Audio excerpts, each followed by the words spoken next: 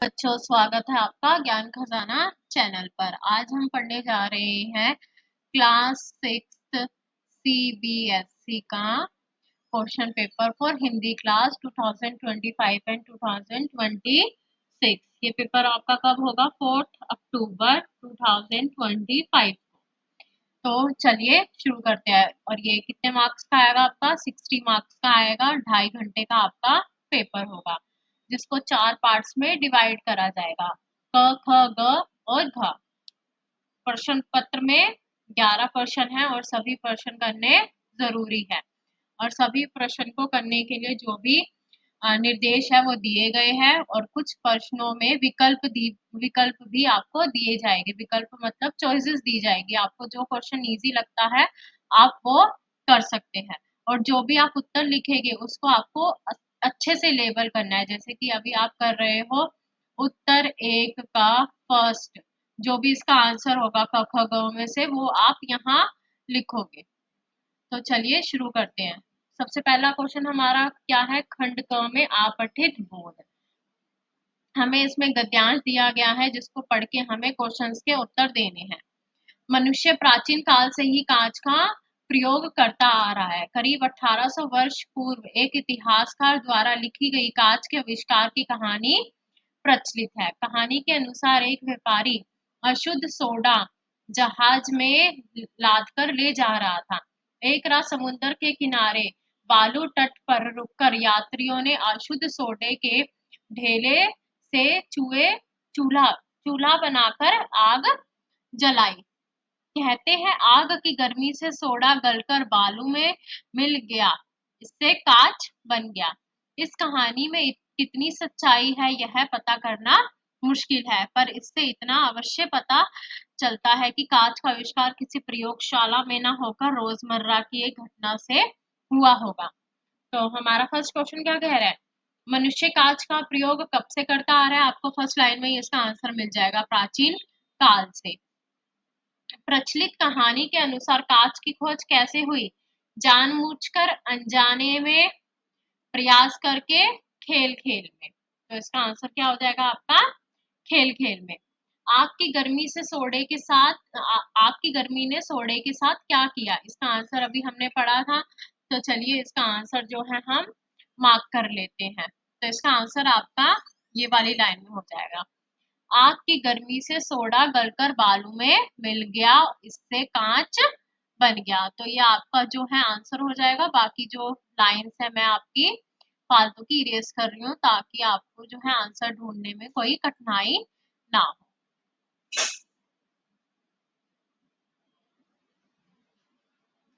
Last question में हमसे क्या पूछ रहा है? यह किस आधार पर कहा जा सकता है कि कांच का आविष्कार किसी रोजमर्रा की घटना से हुआ होगा? लिखिए। इसका भी उत्तर आपको लाइन में मिल जाएगा। इस कहानी में कितनी सच्चाई है यह पता करना मुश्किल है, पर इससे अवश्य पता चल जाता है कि कांच का आविष्कार किसी प्रयोगशाला में ना होकर रोजमर्रा की एक घटना से हुआ होगा। तो चलिए अब आते हैं सेकंड क्वेश्चन पे। सेकंड क्वेश्चन में हमें क्या दिया गया है? एक पद्यांश दिया गया है। पद्यांश मतलब एक पोयम का हिस्सा दिया गया है, एक कविता का हिस्सा दिया गया है, जिसको पढ़ के आपको क्वेश्चन आंसर्स के जवाब देने हैं। हर वस्तु हमें सिखाती है यदि सीखना चाहे हम। हर प्राणी में एक शीशा है यदि देखना चाहे हम। फल देकर पेड़ सिखाते स्वार्थहीन बन जाओ। सूरज की किरणें सिखाती समय से जागो और जगाओ। संत महात्मा हमें सिखाते दुनिया को तुम गले लगाओ। फर्स्ट क्वेश्चन में क्या पूछ रहा है? हर वस्तु हमें तब सिखाती है जब सीखने की डैश हो, मजबूरी, मनाही, इच्छा, जरूरत। तो इसका आंसर क्या हो जाएगा? इच्छा। जब सीखने की आप में इच्छा हो तो आपको छोटी से छोटी चीज कुछ ना कुछ सिखा जाती है। स्वार्थहीन बनना कौन सिखाता है? तो इसका आंसर क्या हो जाएगा? पेड़।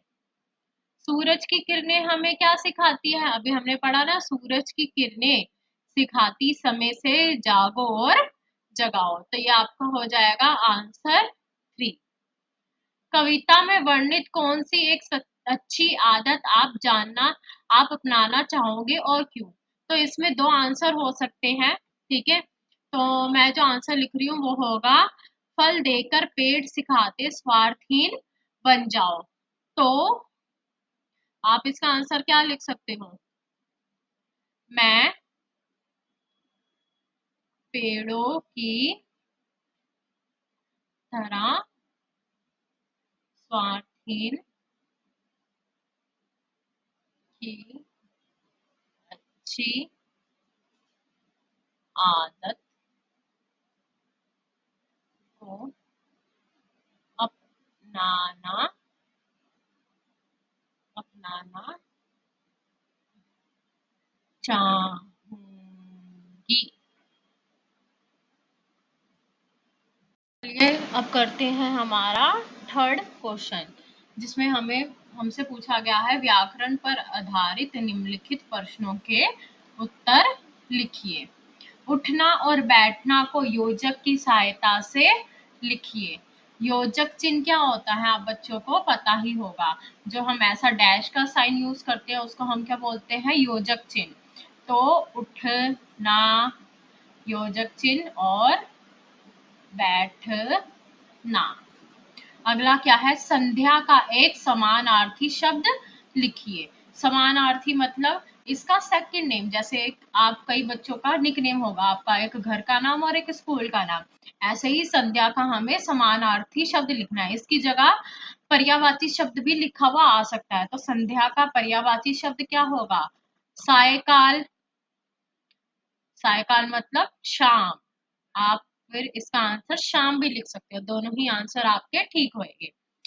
मास में एक बार होने वाला अनेक शब्दों के लिए एक शब्द लिखना है। तो मास में एक बार होने वाले को क्या बोलते हैं? मासिक। जो मास मतलब महीने में बस एक ही बारी होता है। अगला क्या कह रहा है? मिलान कीजिए विशेषण, संज्ञा और सवर्नाम। विशेषण क्या हो जाएगा आपका? चलो पहले संज्ञा कर लेते हैं। हमारी संज्ञा होएगी हमारा, सॉरी संज्ञा हमारा नहीं होगा, सवर्नाम होगा हमारा। विशेषण होएगी वीरता और संज्ञा होगा कायर। ठीक है। अब नेक्स्ट क्वेश्चन में हमसे क्या कह रहा है? मैंने डैश मानचित्र खरीदे रे किस स्थान पर संज्ञावाचक विशेषण लिखिए। मतलब हमें एक ऐसी विशेषण लिखनी है यहाँ फिल इन द ब्लैंक्स में जो एक संख्या हो। जैसे कुछ भी लिख सकते हो आप। मैंने एक मानचित्र खरीदा, मैंने 5 मानचित्र खरीदे, मैंने 8 मानचित्र खरीदे। तो अभी मैं क्या लिख रही हूँ? मैंने 2 मानचित्र खरीदे थे। डैश ना समाना, इसे हमें क्या करना है? एक मुहावरे की हेल्प से फिल करना है। तो फूले ना समाना।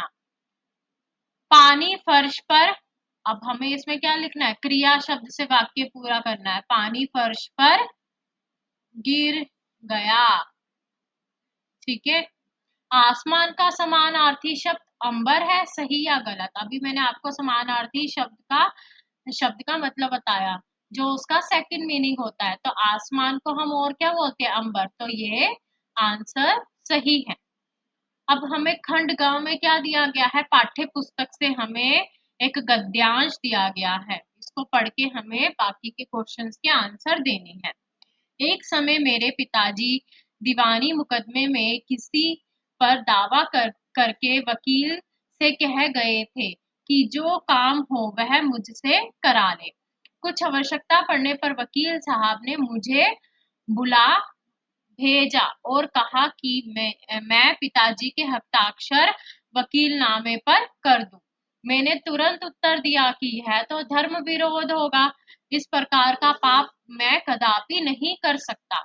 वकील साहब ने बहुत समझाया कि मुकदमा खारिज हो जाएगा, किंतु मुझ पर कुछ भी प्रभाव ना हुआ, ना मैंने हस्ताक्षर किए। अपने जीवन में हमेशा सत्य का आचरण करता रहा, चाहे कुछ हो जाए सत्य बात कह देता था। अब ये गद्यांश आपका कौन से चैप्टर से लिया गया है? मेरी माँ से लिया गया है। इसमें बिस्मिल जी किस बारे में बात कर रहे हैं? एक बारी उनको एक वकील ने बुलाकर उनके पिताजी के हस्ताक्षर साइन करने के लिए कहे। ठीक है। तो उन्होंने मना कर दिया। फर्स्ट क्वेश्चन में हमसे क्या पूछ रहा है? मुकदमा का संबंध होता है अस्पताल से, विद्यालय से, रेलवे स्टेशन से, कोर्ट कचहरी से, तो इसका आंसर क्या होगा? कोर्ट कचहरी से। वकील साहब को लेखक से हस्ताक्षर कराने की आवश्यकता किसकी अनुपस्थिति में पड़ी? अनुपस्थिति मतलब पहले कोई और आने वाला था मगर वो अब नहीं आया, तो वकील साहब ने लेखक को किसकी अनुपस्थिति में बुलाया था? लेखक के पिताजी की। तो इसका आंसर क्या हो जाएगा आपका? ख। किसी और के हस्ताक्षर स्वयं करना लेखक के लिए डैश के समान था। पाप, पुण्य, भलाई, प्रशंसा। पाप। और ये आप लोगों के लिए भी होना चाहिए। कई बच्चे क्या करते हैं, रिपोर्ट कार्ड वगैरह पे अपने मम्मी पापा की साइन खुद कर देते, नहीं, ये गलत बात होती है। लेखक ने जीवन भर किस तरह का आचरण किया? उन्होंने सत्य बोलने का आचरण किया। आते हैं हमारे नेक्स्ट 5th क्वेश्चन पर। इसमें हमें 3 ऑप्शंस दिए गए हैं, जिसमें से आपको बस किन्हीं 2 प्रश्नों के उत्तर देने हैं। मैं आपको तीनों प्रश्नों के उत्तर बता दूंगी, आपको जो भी 2 क्वेश्चन आंसर इजी लगे आप वो कर सकते हैं। तो पहले क्वेश्चन में क्या पूछ रहा है? खड़ग सिंह की कही किस बात से बाबा भारती को भयभीत कर दिया? तो इसका उत्तर क्या होगा? जो खड़ग सिंह था वो एक डाकू था, उसने बाबा भारती से क्या कहा? वह उनके प्यारे घोड़े सुल्तान को उनके पास नहीं रहने देगा और एक दिन उनसे छीन ले जाएगा। तो खड़ग सिंह की यही बातें सुनकर बाबा भारती भयभीत हो गए। खा क्वेश्चन में हमसे पूछ रहा है राम प्रसाद बिस्मिल की कहाँ जाने की इच्छा थी? उनके जाने के पक्ष में कौन था? तो इसका उत्तर क्या हो जाएगा? राम प्रसाद की इच्छा कांग्रेस में जाने की थी और उनकी माताजी ने उनका साथ दिया। अगला क्वेश्चन ग, ध्यानचंद किन्हें अपनी सफलता का सबसे बड़ा मंत्र मानते थे? ज्ञानचंद, जिन्हें हॉकी के जादूगर के नाम से भी जाना जाता है, वह अपनी सफलता का सबसे बड़ा मंत्र कड़ी मेहनत, हार्डवर्क और सच्ची लगन, ट्रू डेडिकेशन और प्रैक्टिस को मानते थे। अब क्वेश्चन 6 में भी हमें 3 क्वेश्चंस दिए गए हैं, जिनमें से हमें ओनली किन्हीं 2 क्वेश्चंस का आंसर देना है। और ये कैसे क्वेश्चन है? ये है दीर्घ उत्तरीय क्वेश्चन, मतलब इनका जो आंसर होगा वो थोड़ा बड़ा होगा। पहला क्वेश्चन क्या कह रहा है? किस खेल भावना के कारण ध्यानचंद ने दुनिया के खेल प्रेमियों का दिल जीता? अपने शब्दों में लिखिए। सबसे पहला पॉइंट तो आप यह लिख सकते हैं कि वे अपने टीम के जो भी साथी थे उनको मोटिवेट करते थे, प्रोत्साहित करते रहते थे। दूसरा पॉइंट ये लिख सकते हो आप, जो भी खेल के नियम होते थे वो उन्हें कभी भी नहीं तोड़ते थे, वो एक अनुशासन में रह के सभी खेल को खेला करते थे। दूसरा बोल सकते हो उन्हें क्या थी? हर मैच को जीतने के लिए पूरी जान लगा दिया करते थे, लेकिन अगर उन्हें जीत नहीं मिलती थी तो वो इस बात को लेकर निराश उदास नहीं हुआ करते थे, और अगर जीत जाते थे तो इस बात का उनमें अहंकार घमंड नहीं होता था। और जो उनके विरोधी टीम होती थी, जो उनके अपोजिट टीम खेल रही होती थी, वो उनसे सम्मानजनक तरीके से बात करते थे, मतलब अच्छे से बात करते थे, ताकि जो है उनमें खेल के प्रेम की भावना जो है बनी रहे। खा क्वेश्चन में हमसे क्या पूछ रहा है? यदि आपकी कोई प्रिय वस्तु छीन ली जाए तो आप क्या करेंगे? जैसे बाबा भारती के घोड़े सुल्तान को उनसे छीन लिया गया था, तो इसके उत्तर में आप क्या लिख सकते हैं? सबसे पहले तो आप पुलिस को बुलाकर FIR दर्ज कराएंगे और कानून का सहारा लेंगे, और आपकी अगर उस प्रिय चीज़ में ट्रैकिंग टेक्नोलॉजी है, सपोज़ आपका फ़ोन या मोबाइल या आपका लैपटॉप जो है कोई चुरा लेता है या आपसे छीन लेता है, तो आप उसमें GPS ट्रैकिंग का यूज़ करके पता लगा सकते हो कि आपका फ़ोन या लैपटॉप वगैरह कहाँ है। ग क्वेश्चन में हमसे पूछा गया है बिस्मिल को साहसी बनाने में उनकी माता जी ने कैसे सहयोग दिया? किन्हीं 2 बिंदुओं में लिखिए।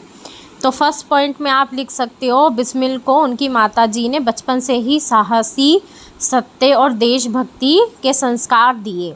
उनको साहसी बनना सिखाया, उन्हें हमेशा सत्य बोलना सिखाया और अपने देश के प्रति देशभक्ति की भावना उनके मन में उत्पन्न की। दूसरा आप बोल सकते हो जो बिस्मिल जी थे वो एक क्रांतिकारी थे, तो उनके जो भी फैसले हुआ करते थे उन फैसलों में उनकी माताजी ने उनका पूरा साथ दिया था।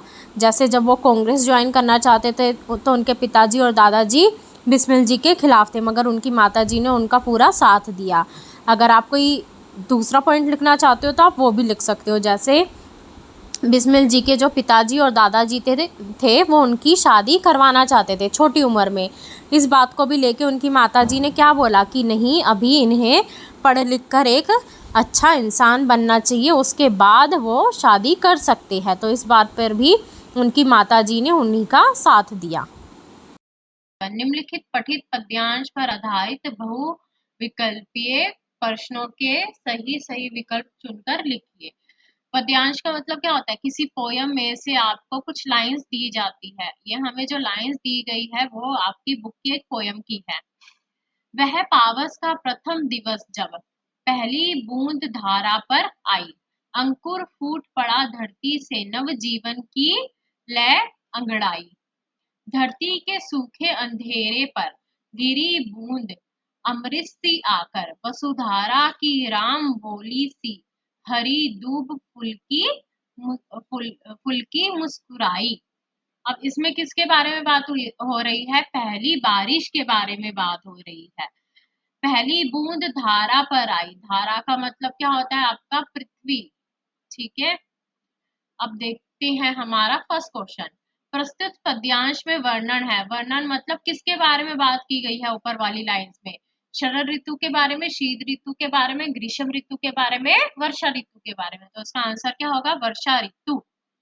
अंकुर फूट पड़ा धरती से, पंक्ति में किसके अंकुरन की बात हो रही है? पौधों के, कीड़ों के, नदी के, कीचड़ के। तो इसका आंसर क्या आ जाएगा? पौधों के।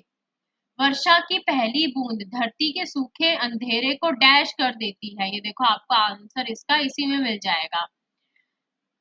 धरती के सूखे अंधेरे पर गिरी बूंद अमृत सी आकर।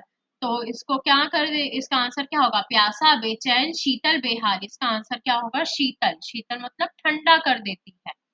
वसुधारा शब्द का अर्थ है, अभी मैंने आपको बताया, पृथ्वी, जिसको हम धरती भी बोलते हैं।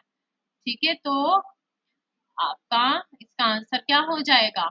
वसुधारा शब्द का अर्थ है खेत, जंगल, आकाश, धरती। आंसर लास्ट में जो है आपका, वो आपका सही। नेक्स्ट 8th क्वेश्चन में हमें 3 क्वेश्चंस दिए गए हैं, जिनमें से हमें कोई 2 क्वेश्चन अटेम्प्ट करने हैं। आइए चलो देखते हैं तीनों के आंसर। आपको जो भी 2 आंसर इजी लगे आप वो लिख सकते हैं और याद कर सकते हैं।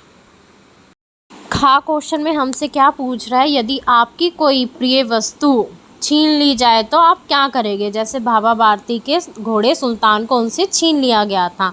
तो इसके उत्तर में आप क्या लिख सकते हैं? सबसे पहले तो आप पुलिस को बुलाकर FIR दर्ज कराएंगे और कानून का सहारा लेंगे। और आपकी अगर उस प्रिय चीज़ में ट्रैकिंग टेक्नोलॉजी है, सपोज़ आपका फ़ोन या मोबाइल या आपका लैपटॉप जो है कोई चुरा लेता है या आपसे छीन लेता है, तो आप उसमें GPS ट्रैकिंग का यूज़ करके पता लगा सकते हो कि आपका फ़ोन या लैपटॉप वगैरह कहाँ है।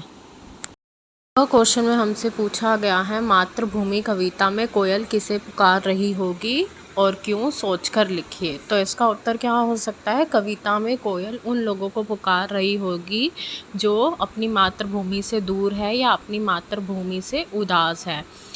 वह उन लोगों को अपनी मातृभूमि की ओर लौटने और उनके प्रति प्रेम और कर्तव्य का भाव जगाने के लिए पुकार रही होगी।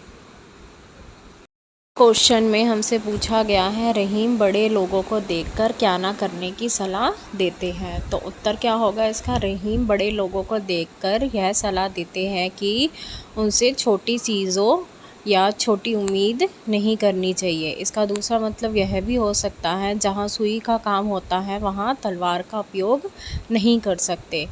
मतलब हर चीज़ का अपना एक महत्व होता है। ज़रूरत पड़ने के अनुसार हम चीज़ें यूज़ करते हैं, ना कि उनके बड़े होने के कारण। प्रश्न 9 में भी हमें 3 क्वेश्चन दिए गए हैं, जिनके उत्तर हमें 30 से 40 शब्दों में लिखने हैं। और इनमें से भी आपको कोई 2 क्वेश्चन जो है करने हैं और दोनों क्वेश्चन 3 मार्क्स के हैं। तो मैं आपको तीनों के उत्तर लिखवा देती हूँ, आप अपनी मर्ज़ी के हिसाब से कोई भी 2 क्वेश्चन याद कर सकते हैं। क क्वेश्चन में पूछ रहा है, रहीम ने पेड़ और सरोवर की तुलना सज्जन व्यक्ति से क्यों की है? तो इसका उत्तर क्या होगा?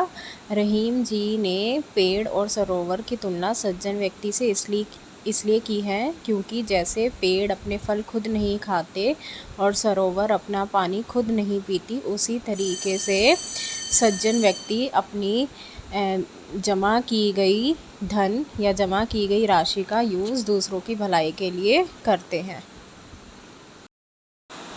ख क्वेश्चन में पूछा है बारिश की पहली बूंद से धरती का हर्ष कैसे प्रकट होता है। तो इसका उत्तर क्या होगा, बारिश की पहली बूंदें पड़ने से धरती पर नवजीवन का संचार होता है और सूखे खेत हरे भरे हो जाते हैं और गीली मिट्टी की सौंधी खुशबू चारों तरफ फैल जाती है, जिससे धरती की ताजगी का हर्ष प्रकट होता है। ग क्वेश्चन में मातृभूमि कविता में प्रकृति की सुंदरता का वर्णन किस प्रकार किया गया है। तो इसके उत्तर में आप लिख सकते हैं, मातृभूमि कविता में कवि ने प्रकृति की सुंदरता का वर्णन करते हुए मातृभूमि को हरा भरा विविध सौंदर्य से भरपूर बताया है। उदाहरण के लिए कविता में पहाड़ों, नदियों, वनों और फूलों का सुंदर चित्रण किया गया है, जो मातृभूमि की सुंदरता को दर्शाते हैं। क्वेश्चन नंबर 10 में हमें 2 पत्र लिखने को दिए गए हैं, जिसमें से आप अपनी मनमर्जी का कोई भी पत्र लिख सकते हैं और ये 6 मार्क का है। तो चलिए पहले देखते हैं पहला पत्र। पहले पत्र में हमें बोला गया है आप कुछ सामान खरीदने बाज़ार गए थे अपनी साइकिल लेके और आपकी साइकिल चोरी हो गई है, तो उसकी शिकायत करते हुए थाना अध्यक्ष को पत्र लिखिए। सबसे पहले आप जो है सेवा में थाना अध्यक्ष, फिर उसके बाद थाने का नाम और आपके शहर का नाम, फिर डेट, फिर विषय लिखेंगे साइकिल चोरी की शिकायत हेतु पत्र महोदय। फिर आप अपना नाम लिखेंगे, अपना पता लिखेंगे, आप कहाँ के रहने वाले हो, आप कहाँ गए थे, किस दिन गए थे और आपकी साइकिल कहाँ से चोरी हुई। जैसे मैंने लिखा है कि मैं बाज़ार गई थी तो मेरी जो साइकिल है वो चोरी हो गई। अब आपको साइकिल के बारे में कुछ बताना है, वो कैसी दिखती थी, कौन सी कंपनी की थी। तो मैंने लिखा है मेरी साइकिल का रंग काला है और साइकिल हीरो ब्रांड की थी और उसके पिछले पहिए पर लाल रंग का रिफ्लेक्टर लगा हुआ है। तो आप अपनी साइकिल के बारे में थोड़ी जानकारी दोगे, उसके बाद लास्ट में आप बोल दोगे कि मैं आपसे अनुरोध करता हूं कि मेरी शिकायत दर्ज कर ली जाए और इस मामले की जांच करके मेरी साइकिल खोजने में मेरी सहायता की जाए। और लास्ट में धन्यवाद भवदीय, आपका नाम, आपका फ़ोन नंबर, आपका पता। नेक्स्ट लेटर में हमें बोल रहा है आपके स्कूल की सर्दियों के अवकाश बहुत ही जल्दी शुरू होने वाले हैं और अपने दादाजी को आप अपनी साथ सर्दियों में रहने के लिए एक पत्र लिखिए। तो सबसे पहले अब ये जो पत्र है आपका, ये अनौपचारिक पत्र है। अनौपचारिक पत्र मतलब जो आप अपने किसी सगे संबंधी या दोस्त वगैरह को लिखते हैं। तो इसमें हम सबसे पहले लिखेंगे प्रिय दादाजी, सादर चरण स्पर्श। उसके बाद आप लिखेंगे कि आप यहाँ पर कुशल मंगल है और आशा करते हैं कि आपके दादाजी भी सकुशल होंगे। उसके बाद आप उन्हें बताएंगे कि आपके स्कूल की सर्दियों की छुट्टी जो है वो चालू होने वाली है और आप अपने दादाजी को सर्दियों में दिल्ली में आने का निमंत्रण देना चाहते हो। उसके बाद आप बताओगे कि दिल्ली में सर्दियों का मौसम बहुत सुहाना होता है, आप लोग अलग अलग जगह घूमने जाओगे। जैसे मैंने लिखा है हम सब मिलके लोधी गार्डन घूमने जाएंगे और दिल्ली के स्वादिष्ट व्यंजनों मतलब खाने की चीज़ों का लुत्फ़ उठाएंगे और यहाँ का मौसम भी बहुत सुहावना होता है। इसके बाद आप लास्ट में लिख दोगे कि आशा करते हैं कि आप जल्दी आएंगे और माता पिताजी आपका इंतज़ार कर रहे हैं। लास्ट में आप लिख दोगे आपका पोता पोती, आप जो भी हो लड़का लड़की उसके अनुसार, और लास्ट में आपका नाम। नेक्स्ट 11 क्वेश्चन में हमें 3 टॉपिक दिए गए हैं। इन तीनों पर हमें अनुच्छेद लिखना है 80 से 100 शब्दों के बीच में और इनमें से किसी एक विषय को आपको चुनना है। मैं आपको तीनों ही बता दूंगी, आपको जो भी इजी लगे आप वो कर सकते हो। सबसे पहला जो टॉपिक है वो है स्कूल पिकनिक का अनुभव। इसमें आप सबसे पहले बता सकते हो कि स्कूल पिकनिक का अनुभव जो होता है वो सबसे यादगार होता है। ये हमें पढ़ाई के तनाव से दूर ले जाता है, जहाँ पे आप अपने दोस्तों और शिक्षकों के साथ मिलकर मौज मस्ती करते हो। इसमें फिर आप बता सकते हो कि आप सुबह सुबह जल्दी उठकर स्कूल जाते हो, स्कूल पहुंचकर अटेंडेंस वगैरह होती है, उसके बाद आपको जो है बस में बिठाया जाता है। रास्ते में गाना बजाना होना, मस्ती करते हुए जाना और पिकनिक स्पॉट पर पहुंचकर अलग अलग गेम्स वगैरह खेलना, मिलके सबके साथ मिलके खाना वगैरह खाना और आसमान में देखते हुए मौसम का आनंद लेना, प्रकृति का आनंद लेना। और लास्ट में आप बता सकते हो कि आपको जो है पिकनिक में बहुत मज़ा आया और ये आपकी ज़िंदगी का सबसे अच्छा अनुभव में से एक था। दूसरा जो आपका टॉपिक है वो है समय किसी के लिए नहीं रुकता। इसमें आप क्या बता सकते हो? समय के महत्व के बारे में बता सकते हो कि समय किसी का भी इंतज़ार नहीं करता, वह लगातार चलता रहता है। यह बहुत ही कीमती है, इसलिए हमें इसे सोच समझकर इस्तेमाल करना चाहिए। विद्यार्थी लोगों के जीवन में भी समय का बहुत महत्व होता है। अपनी पढ़ाई पूरी करते हैं और परीक्षा में अच्छे अंक लाने के लिए पूरी मेहनत करते हैं। और कुछ लोग क्या होते हैं, अपने समय को व्यर्थ करते हैं, फालतू में गवा देते हैं। ऐसे लोगों का जो समय होता है वो एक बारी जो चला जाता है फिर लौट के नहीं आता। इसलिए हमें समय का सम्मान करना चाहिए और हर पल को सही रूप से इस्तेमाल करना चाहिए।